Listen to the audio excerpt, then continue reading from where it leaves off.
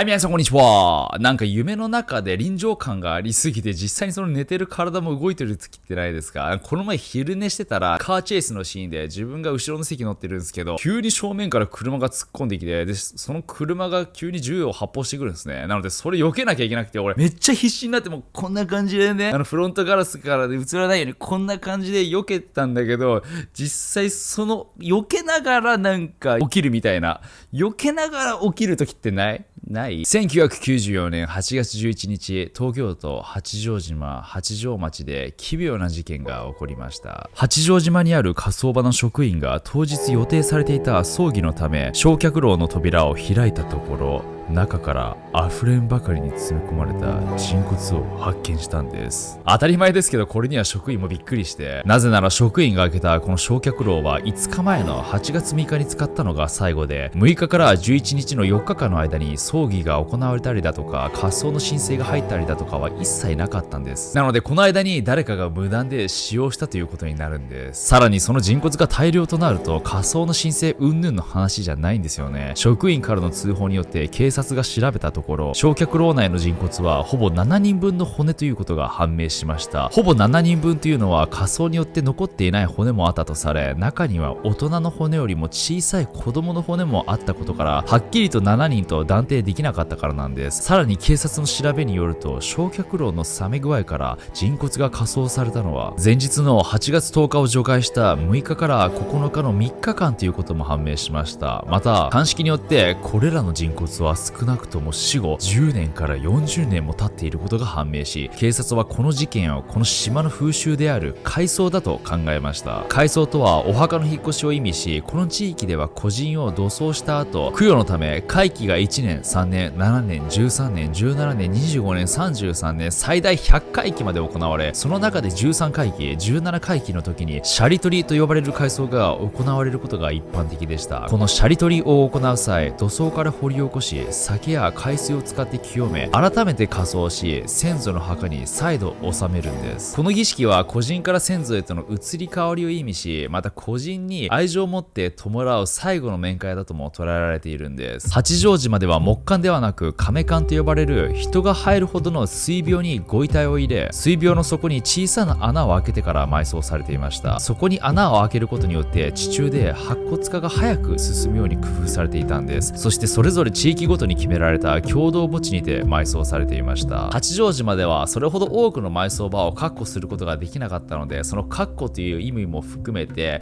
古人を掘り起こし火葬するという風習があったんですね。実際に人骨が発見された日にも改葬が行われる予定だったんです。ただ改葬にしても7人いっぺんに火葬ってちょっと無理やりな感じはしますよね。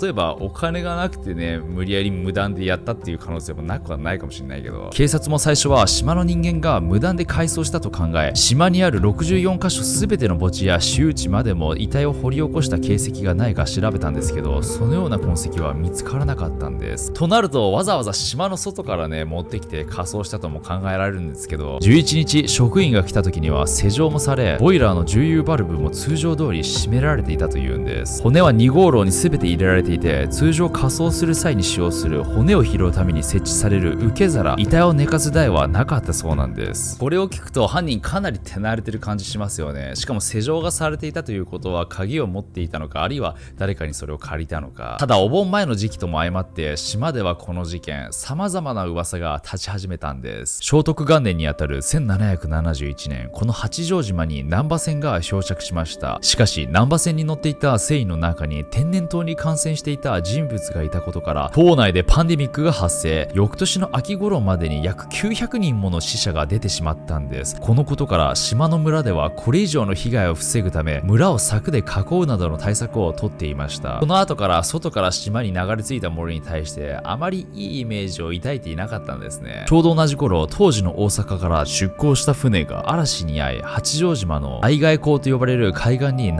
れ着きました。中には歌人の僧侶が7人乗っていて、彼らは漂流中何も食べることができず飢えていました。そしてようやくたどり着いたのが島の中にある中野郷村という村でした。八丈島ではたびたび中国の僧侶が流れ着くことがあって、本来ならね、その島の寺で受け入れてそこで過ごしていたんですね。しかしちょうど天然痘が流行り、なおかつその僧侶たちは見たこともない術を使っているとして、徐々に島の人間から気味悪がられ、また島では食べ物が満足にいかないという状況から迫害を受けるようになっていきました。僧侶たちは徐々に島の東側、最も貧しい地域へと追いやられ、一人ずつ飢えと憎しみで亡くなっていったとされています。そして亡くなる際、島の人間たちを呪って亡くなっていったそうなんです。ここから島ではたびたび不可解な出来事が起こるようになりました。夜になると村の中を歩き回る白装束を着た僧侶の霊が目撃されるようになり、他にも農作物の不作が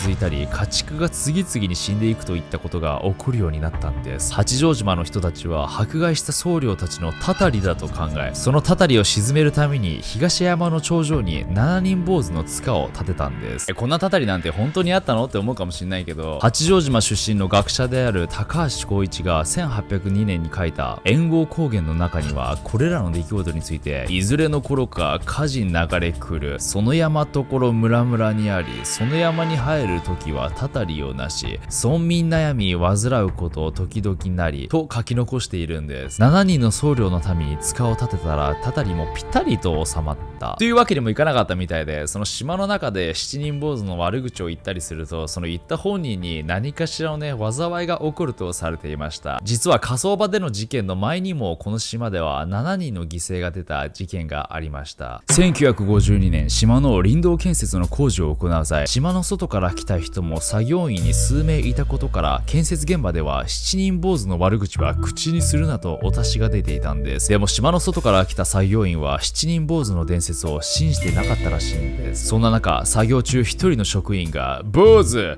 たたれるものならたたってみろと7人坊主を煽ったらしく、なんでこういう時一人は絶対現れるんですかね。なんか反骨精神なのか生きってんのかわからんけど。すると土砂崩れが起き、現場にいた7人の作業員が死亡するという事故が発生したんです。事故現場が7人の僧侶が亡くなった場所だったとも言われていたり、また被害者の数が7とちょうど一致しているので、島の中ではね、これは明らかに7人坊主のたたりだと恐れられました。また7という数字と僧侶というところから七人岬の話にも似ている部分があり、四国地方に残る伝承だと、七人岬とは水難で亡くなった者たちの怨霊が僧侶として現れたもので、7人が一列で移動しているとされています。七人岬は誰か1人をたたり殺すと先頭の者が成仏し、たたり殺された者が今度は最後尾に並ぶ。1人でも欠けたら誰かを引き込む、たたり殺して身代わりとする。そうやって七人岬は続いていくとされているんですね。なので7人誰かいなくなったらすぐ補うみたいな感じで7を絶対保とうとするんで、そんなドラクエみたいなスタイルで行ってるんですかね。でも仮装された話に戻りますけど、たたりであったとしてもね、人骨が10年から40年とか経過していたり、また仮装されていたことを考えると、なんか事件性があるような気はしますよね。仮に事件性がなかったとしても、誰がそんな大量の人骨を持ってきて仮装したのか。島での噂は7人坊主の話だけではありませんでした。当時この事件のことを書いた新聞には、これは犯罪絡みの遺体ではないか、何らかの犯罪に巻き込まれた被害者の遺体で、痕跡を消すために無理やり燃やしたのではないか、戦時中の死者の骨ではないか、戦時中軍が島内に司令塔を作ったが、この建設作業中に死亡した職員たちの遺体ではといった噂についても書いてあったと言われています。事実この八丈島には7人の僧侶の塚の他に心霊スポットとなっているヒトステアナという場所や、第二次世界大戦中日本初となる人間魚雷を行うための準備基地だった回転基地が存在していたんです。日本ではウバステ山や口減らしとして子供を山に捨てるといった風習がありましたが、この八丈島でも飢餓が起きた時、口減らしをしていた時期があったんです。そんな悲しい歴史の犠牲者を弔うために誰かが人骨を持ってきてね、仮装したんじゃないかと考える人もいました。回転基地に関しても同じく、当時基地で亡くなった日本兵を弔うための仮装なのではという話でした。ただどちらの場所も一種のスポットとして人気で、それなりに多くの人が訪れる場所だったので、現代まで未発見の骨があったのかという疑問や、さっきも話したように仮装された人骨の年代が10年から40年というところで、その可能性はかなり低いと判断されました。じゃあ7人の骨はどこから持ってきたのか、ここから現実的な噂も出てきました。一つは昔から伊豆諸島では密航者による座礁や船の漂着、違法入国といった事件がたびたび起きていました。なので今回火葬されたのは中国から来た不法入国者または不法入国する際に亡くなってしまった遺体で、火葬した犯人は密航を手引きした人物かもしれないというものです。この憶測についてもし本当だったとしたら、犯人はもう見つからず時効を迎えたということになります。八丈島には数年前まで N 測量という会社の看板が多くあったとされています。実際一般人の立ち入らない山の奥にまで看板が設置され、その数なんと1000。いや1000ってとんでもない数だよ。1000の看板があったとか想像できないけどね、絶対持っているような気がするけど、まあとりあえず多かったんでしょうね。この N 測量という会社は土地の広さも適当に測ったり、測った結果価値がなくともあたかも価値があるように話し、高いお金で売る、または価値がないと言い安く買ったりと、そういう測量作業を行っていたという噂があったんですね。この会社が偶然所有地で人骨を発見した、もしくは何かしらのトラブルによって、まあこのように一昔前は建設会社の中に暴力団が経営しているっていうのは結構多かったそうなんですね。そしてもう一つ、宗教絡みの事件だという噂。1970年代に始まったオカルトブームがきっかけで、1990年代までにスピリチュアルブームがすごい活性化していたんですね。まあその頃いろんな宗教団体が出てきて、しかも宗教団体に入る人も多かったんです。この島にもそういった宗教団体の施設がいくつか存在し、中でも A 宗教は1970年よりも前から存在し、大規模な団体の施設が八丈島には数件存在していました。この A 宗教は活動の中にお授けというものがあるんですけど、もともと自然治療を推薦し、現代治療を否定する考えを持っていました。このお授けとは、病人の病気のある幹部に5から10分手をかざし、病気の治療を祈る行為のことです。余談なんですけど、僕の友達の A さんもこのお授けなのかわかんないんだけど似たような体験をしてて、一昔前街中を歩いていると、人が待ち合わせによく使う場所でいつも同じおばちゃん2人組がいて、待ち合わせしてるであろう人に、どこか痛いところや具合悪いところありませんかと声をかけまくっていたそうなんですね。ある日 A さんもそこで友達を待ち合わせして、そしたらね、ちょうど友達が来たタイミングでそのおばあちゃんに話しかけられて、友達がノリが良かったのか何なのかわからんけど、その友達は特殊なスポーツをやっていたのでつま先が痛いと答えたんです。おばあちゃんたちは断られることが多いから、なんか意気揚々とね、おばちゃん一人が友達のつま先に手を当て始めたんです。その間なぜか A さんももう一人のおばあちゃんに手をかざされていたそうです。2分ほど A さんも友達も手をかざされ続け、終わったかと思いきや、次はこの行為について熱弁し始めたそうなんです。自分たちは神の代理として人々の病を治療する修行をしているだとかなんとか、最後はなんかね、団体のパンフレットみたいをくれたそうなんですけど、これがね、実際にそのお授けなのか何の宗教だったのか覚えていないそうなんですけど、 A さんの友達も結局つま先は良くならなかったらしく、しかも A さんもね、なんか途中でおばあちゃんに手暖かくなってきたって言われたらしく、まあ手をかざしてるからね、それは暖かくなってきたよみたいな感じで、まあよくわかんない感じで、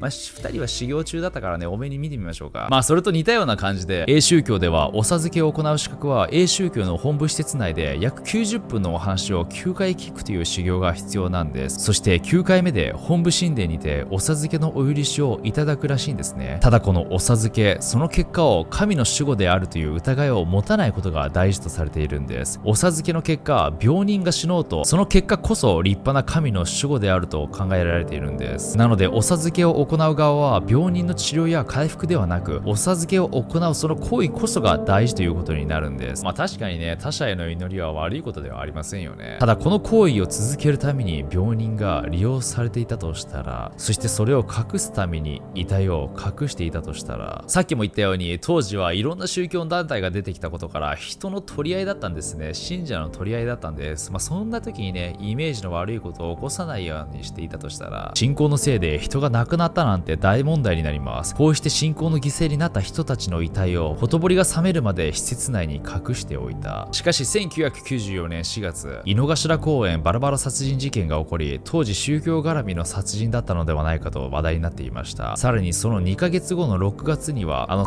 事件が起こり、宗教団体は偏見の目で見られることが多くなり、もしここで八丈島の A 宗教が施設内に遺体を隠していたら、隠してある遺体がバレるなんてことはあってはいけない。なので慌てて火葬したのではないかと、そんな噂の内容だったんですね。ちなみに火葬場のスタッフは全員で6人いたんですね。まあその6人の中にこの信仰している人がいたんじゃないかとされています。まあなんかね、宗教団体って別にね、信仰するのは自由ですけど、その信仰をね、実現するためになんかそういった犯罪を起こすとなると、それはわけが違ってきますよね。そしてもう一つ、島にある B 宗教という宗教についてでした。この団体については悪魔崇拝をしているとの噂が立てられていたりして、7人の火葬は何かの儀式の後なんじゃないかという話があったんでです。みんな悪魔崇拝好きすぎだろう。じゃあなんでね、7人必要だったのか、犠牲者が必要だったのかという話ですけど、まず西洋東洋問わず7の数字はよく出てきます。それは一つの周期の終わりを示す完了の数字だと言われているんです。カレンダーは7日ごとに週があり、虹の色は7色、音は7音階、チャクラは7つなど、また仏教の四十九日は7回目の7日、仏教の最小のものの単位を5組といい、これ以上分割できない粒子のことを指しています。5組は一つの5組を中心に上下四方が集まり、7つが集まって初めて一味人が成立するんです。この一味人が数多く集まった集合体になるので、7が物質が成立する最初の単位らしいんです。なんだかんだフラワーオブライフに通ずることがありますよね。フラワーオブライフも7つの円でできています。ここから7という数字は生命の数だという説もあり、例えば動物の生命が生まれるには7が1つの単位になっていることが多く、鶏は7日を3回重ねた21日でヒナになり、僕たち人類の妊娠期間は9ヶ月の266日、ちょうど38週間。このように7という数字はね、生命のサイクルに関係があると考えられているんですね。この日本でも7という数字はよく使われていて、まず仏教で大切にする数字が3と7らしいんです。7はお釈迦様が生まれてすぐ7歩歩いたという伝説があったりして、これは煩悩や人々の迷いの姿とされる六道の世界を超えて悟りに至るということを意味しているようなんです。そこから6を超えた後の数字である7は迷いを超えるという意味とされています。3も同じく2を超えるという意味で、2が意味するものはありなし、勝負、損得というような両極端に偏った考え方のことで、この2を捨て3になる、要は中立的なね、考えを持って生きていくということを表しているんで、さらにこの2を7に加えると9、はい、369! いや、久々に出ましたね。すいません。これ以上話すとね、ちょっと中二病が発症しそうなのでやめておきましょう。ただこの B 宗教を名乗っていたとされるある宗教団体が関わっているんじゃないかとされていて、それがコンパ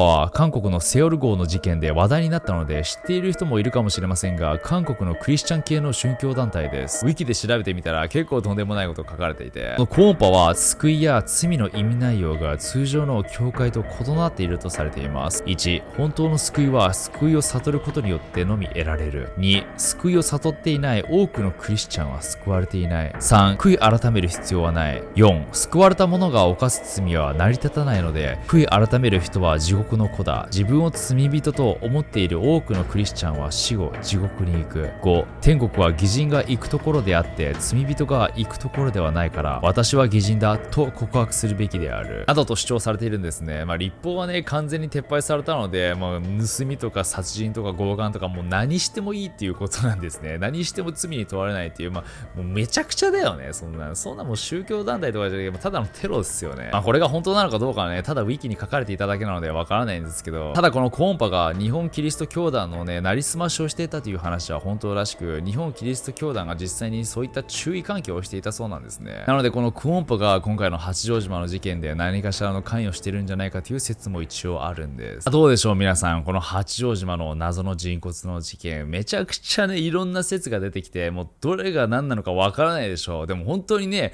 わからないんですよ。本当に未解決で、どの説が有力なのかもわからなくて、とりあえずいろんな説をみんなで出すしかなかったと。ただなんか僕の感覚ですけど、なんか事件性が最初にあるようにもちろん思ったんですけど、でも逆になんかもしかしたら事件性がないのかもっていうなんか側面もありますね、個人的には。ぜひね、みんなの意見聞きたいです。はい。なんかすいません。めちゃくちゃ撮影して2時間半ぐらいその前にも撮影して、なんか疲れて口も回らなくなってもうヘトヘトでなんか、それでは皆さんご視聴ありがとうございました。